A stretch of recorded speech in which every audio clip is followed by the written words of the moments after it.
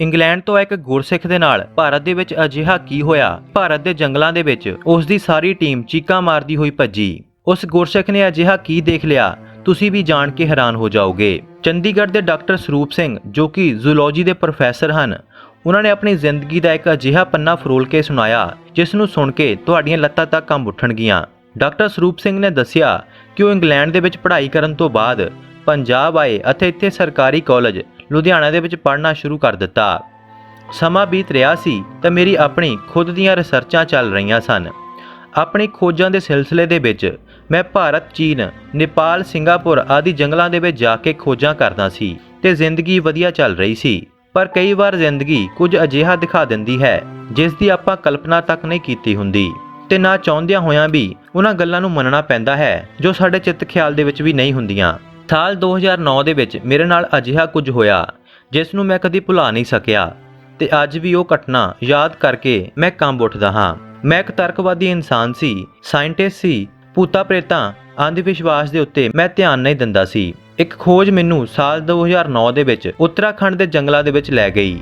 ਜੰਗਲ ਮੇਰੇ ਲਈ ਕੋਈ ਨਵਾਂ ਨਹੀਂ ਸੀ, ਪਰ ਇਲਾਕੇ ਬਾਰੇ ਮੈਨੂੰ ਕੁਝ ਖਾਸ ਜਾਣਕਾਰੀ ਨਹੀਂ ਸੀ।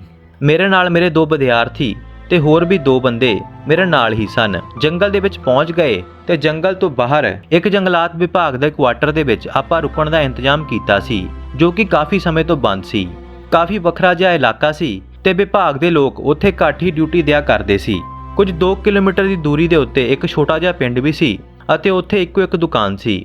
ਆਪਾਂ ਜੰਗਲ ਦੇ ਵਿੱਚ ਖੋਜ ਕਰਨ ਤੋਂ ਪਹਿਲਾਂ ਦੁਕਾਨ ਤੋਂ ਜ਼ਰੂਰੀ ਸਮਾਨ ਲੈਣ ਵਾਸਤੇ ਰੁਕੇ ਤਾਂ ਦੁਕਾਨਦਾਰ ਸਾਨੂੰ ਵੱਖਰੀ ਹੀ ਕਹਾਣੀ ਸੁਣਾਉਣ ਲੱਗਿਆ ਕਿ ਜਿਸ ਜਗ੍ਹਾ ਦੇ ਉੱਤੇ ਆਪਾਂ ਰਹਿ ਰਹੇ ਹਾਂ ਉੱਥੇ ਪ੍ਰੇਤਾਂ ਦਾ ਕਬਜ਼ਾ ਹੈ, ਜਿਸ ਕਾਰਨ ਉੱਥੇ ਕੋਈ ਵੀ ਨਹੀਂ ਰਹਿੰਦਾ।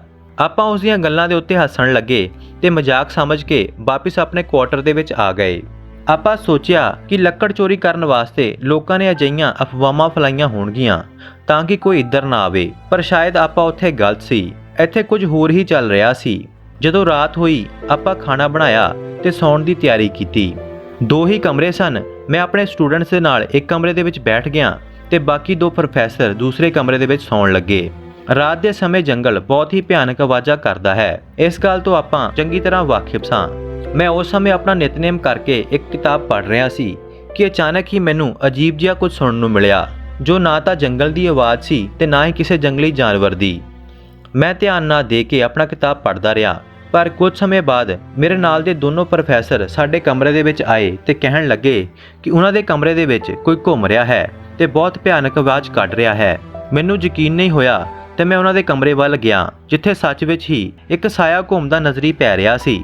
ਸਾਨੂੰ ਡਰ ਤਾਂ ਲੱਗਿਆ ਪਰ ਕੁਝ ਕਰ ਨਹੀਂ ਸਕਦੇ ਸੀ ਕਿਉਂਕਿ ਆਪਾਂ ਉੱਥੇ ਫਸ ਚੁੱਕੇ ਸਾਂ।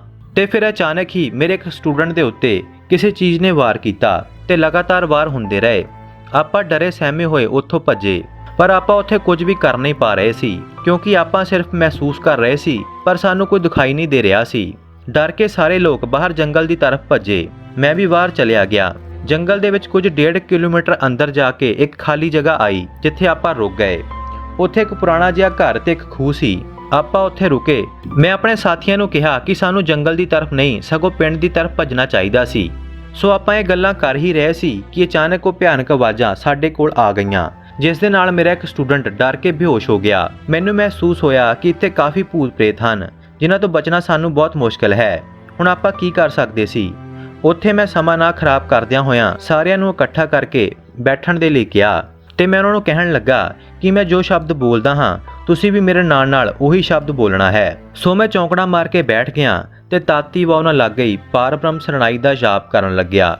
ਸ਼ਬਦ ਦਾ ਜਾਪ ਕਰਦਿਆਂ ਕਰਦਿਆਂ ਸਾਨੂੰ 1 ਘੰਟਾ ਬੀਤ ਗਿਆ ਤੇ ਉਹ ਆਵਾਜ਼ਾਂ ਹੌਲੀ-ਹੌਲੀ ਘੱਟ ਹੁੰਦੀਆਂ ਗਈਆਂ ਤੇ ਇਸੇ ਤਰ੍ਹਾਂ ਹੀ ਰਾਤ ਗੁਜ਼ਰ ਗਈ। ਸਾਨੂੰ ਇਹ ਸਾਫ਼-ਸਾਫ਼ ਮਹਿਸੂਸ ਹੋ ਰਿਹਾ ਸੀ ਕਿ ਸਾਡੇ ਆਲੇ-ਦੁਆਲੇ ਕੋਈ ਘੁੰਮ ਰਿਹਾ ਹੈ, ਪਰ ਸਾਡੇ ਉੱਤੇ ਹਮਲਾ ਨਹੀਂ ਕਰ ਪਾ ਰਿਹਾ ਸੀ। ਸਾਰੀ ਰਾਤ ਜਾਪ ਕਰਦਿਆਂ ਆਪਾਂ ਉੱਥੇ ਕੱਢੀ ਤੇ ਇੰਜ ਲੱਗ ਰਿਹਾ ਸੀ ਕਿ ਪ੍ਰੇਤ ਸਾਡੀ ਜਾਨ ਲੈ ਕੇ ਹੀ ਮੁੜਨਗੇ। ਮੈਂ ਮਨ ਹੀ ਮਨ ਦੇ ਅੰਦਰ ਗੁਰੂ ਨਾਨਕ ਸਾਹਿਬ ਦੇ ਅੱਗੇ ਅਰਦਾਸ ਕੀਤੀ ਕਿ ਹੇ ਗੁਰੂ ਨਾਨਕ ਸਾਹਿਬ ਸਾਡੀ ਰੱਖਿਆ ਕਰੋ। ਇੱਥੇ ਤੁਹਾਡੇ ਬਾਣੀ ਦੀ ਸਹਾਰੇ ਦੀ ਲੋੜ ਹੈ ਤੇ ਆਪ ਦੀ ਕਿਰਪਾ ਤੋਂ ਬਿਨਾਂ ਆਪਾਂ ਇਹਨਾਂ ਸ਼ਕਤੀਆਂ ਦੇ ਨਾਲ ਨਹੀਂ ਲੜ ਸਕਦੇ। ਅਜਿਹੀ ਅਰਦਾਸ ਮੈਂ ਮਨ ਦੇ ਅੰਦਰ ਕਰ ਹੀ ਰਿਹਾ ਸੀ ਕਿ ਸਾਡੇ ਕੰਨਾਂ ਦੇ ਵਿੱਚ ਜਪਜੀ ਸਾਹਿਬ ਜੀ ਦੀ ਬਾਣੀ ਦੀ ਆਵਾਜ਼ ਪਈ, ਜਿਵੇਂ ਕੋਈ ਗੁਰੂ ਘਰ ਦੇ ਵਿੱਚ ਕਿਸੇ ਪਿੰਡ ਦੇ ਵਿੱਚ ਅੰਮ੍ਰਿਤ ਵੇਲੇ ਸਪੀਕਰ ਲੱਗਿਆ ਆਵਾਜ਼ ਆਉਂਦੀ ਹੈ। ਉਹ ਆਵਾਜ਼ ਹੌਲੀ-ਹੌਲੀ ਉੱਚੀ ਹੁੰਦੀ ਗਈ ਤੇ ਸ਼ਾਇਦ ਉਹ ਬਾਣੀ ਦੇ ਪ੍ਰਭਾਵ ਦੇ ਨਾਲ ਉਹ ਪ੍ਰੇਤ ਉੱਥੋਂ ਚਲੇ ਗਏ। ਕਿਉਂਕਿ ਅੰਮ੍ਰਿਤ ਵੇਲਾ ਵੀ ਹੋ ਚੁੱਕਿਆ ਸੀ, ਜਿਸ ਤੋਂ ਬਾਅਦ ਆਪਾਂ ਆਪਣੇ ਕੈਂਪਾਂ ਦੇ ਵੱਲ ਗਏ ਤੇ ਉੱਥੋਂ ਸਮਾਨ ਚੱਕਿਆ ਤੇ ਵਾਪਸ ਮੁੜ ਗਏ। ਦੁਕਾਨਦਾਰ ਨੇ ਸਾਨੂੰ ਜਾਂਦਿਆਂ ਦੇਖ ਕੇ ਸਭ ਕੁਝ ਸਮਝ ਗਿਆ ਤੇ ਕਹਿਣ ਲੱਗਿਆ ਕਿ ਮੈਂ ਤਾਂ ਤੁਹਾਨੂੰ ਪਹਿਲਾਂ ਹੀ ਸੁਚੇਤ ਕੀਤਾ ਸੀ। ਮੈਂ ਉਸ ਦੁਕਾਨਦਾਰ ਦੇ ਕੋਲੋਂ ਮਾਫੀ ਮੰਗੀ ਤੇ ਧੰਨਵਾਦ ਕੀਤਾ। ਦੁਕਾਨਦਾਰ ਨੇ ਕਿਹਾ ਕਿ ਤੁਸੀਂ ਰਾਤੀ ਬਚੇ ਕਿਵੇਂ?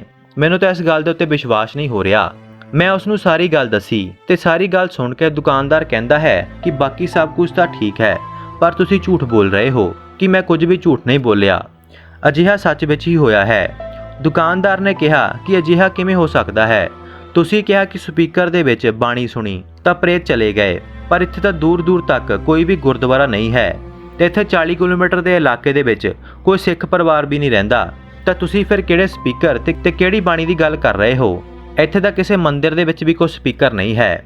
ਦੁਕਾਨਦਾਰ ਦੀ ਇਸ ਗੱਲ ਨੇ ਮੇਰੀਆਂ ਲੱਤਾਂ ਕੰਬਣੀਆਂ ਲਾ ਦਿੱਤੀਆਂ, ਕਿਉਂਕਿ ਜੋ ਵੀ ਸਾਡੇ ਨਾਲ ਹੋ ਰਿਹਾ ਸੀ ਉਹ ਬਹੁਤ ਹੀ ਭਿਆਨਕ ਸੀ। ਅੱਜ ਵੀ ਜਦੋਂ ਮੈਂ ਸੋਚਦਾ ਹਾਂ ਕਿ ਉਹ ਜਪਜੀ ਸਾਹਿਬ ਜੀ ਦੀ ਬਾਣੀ ਦੀ ਪਾਠ ਦੀ ਆਵਾਜ਼ ਕਿੱਥੋਂ ਆਈ ਸੀ ਜੋ ਕਿ ਆਪਾਂ ਸਾਰਿਆਂ ਨੇ ਸੁਣੀ ਸੀ, ਉਹ ਆਵਾਜ਼ ਕਿੱਥੋਂ ਆਈ ਸੀ ਅੱਜ ਤੱਕ ਮੈਂ ਸਮਝ ਨਹੀਂ ਸਕਿਆ। ਇਹ ਮੈਂ ਗੱਲ ਆਪਣੇ ਘਰ ਵਾਲਿਆਂ, ਪਰਿਵਾਰ, ਰਿਸ਼ਤੇਦਾਰਾਂ, ਦੋਸਤਾਂ ਨੂੰ ਸੁਣਾਈ, ਪਰ ਕਿਸੇ ਨੇ ਇਸ ਨੂੰ ਸੱਚ ਨਹੀਂ ਮੰਨਿਆ। ਪਰ ਇਹ ਸੱਚਾਈ ਸਾਡੇ ਪੰਜਾਂ ਦੇ ਵਿੱਚ ਹੀ ਕਾਇਮ ਹੈ ਜਿਨ੍ਹਾਂ ਦੇ ਉੱਤੇ ਇਹ ਸਭ ਕੁਝ ਬੀਤਿਆ ਸੀ। ਸੋ ਤੁਸੀਂ ਕਿਸੇ ਵੀ ਸਥਿਤੀ ਦੇ ਵਿੱਚ ਕਿਉਂ ਨਾ ਹੋਵੋ, ਜਿੰਨੀ ਮਰਜ਼ੀ ਵੱਡੀ ਪ੍ਰੋਬਲਮ ਕਿਉਂ ਨਾ ਹੋਵੇ, ਵਾਹਿਗੁਰੂ ਦਾ ਜਾਪ, ਭਰੋਸਾ ਅਤੇ ਵਿਸ਼ਵਾਸ ਦੇ ਨਾਲ ਕੀਤੀ ਹੋਈ ਅਰਦਾਸ ਹਰ ਜਗ੍ਹਾ ਤੁਹਾਡੀ ਸਹਾਈ ਹੁੰਦੀ ਹੈ। ਤੁਹਾਡਾ ਇਸ ਦੇ ਬਾਰੇ ਕੀ ਖਿਆਲ ਹੈ? ਸਾਨੂੰ ਕਮੈਂਟ ਬਾਕਸ ਦੇ ਵਿੱਚ ਜ਼ਰੂਰ ਲਿਖਣਾ।